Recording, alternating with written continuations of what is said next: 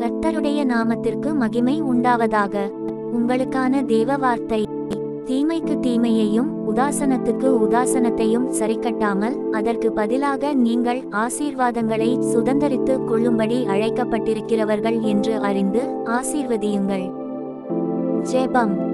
அன்புள்ள பரலோக பிதாவே, கர்த்தாவே, நீர் என்னை தீமைக்கு தீமை செய்யாமல் ஆசீர்வதிக்க அழைத்தீர் என்பதை உணர்கிறேன். உமது சித்தத்தின்படி என்னை துன்புறுத்துகிறவர்களையும் என்னை அவமதிக்கிறவர்களையும் ஆசீர்வதிக்கும் மனதையும் பரிசுத்த ஆவியால் தாரும். கர்த்தாவே, இயேசுவை போல என் உதடுகளில் ஆசீர்வாத வார்த்தைகள் மட்டுமே இருக்கட்டும். நான் ஆசீர்வதிக்கும் வாழ்க்கையை வாழும்படி நீர் வாக்குத்தத்தம் அளித்த ஆசீர்வாதங்களை என் வாழ்க்கையிலும் பொழியுமாறு ஜெபிக்கிறேன். என் வாழ்க்கை உமது அன்பின் பிரதிபலிப்பாக இருக்கட்டும்.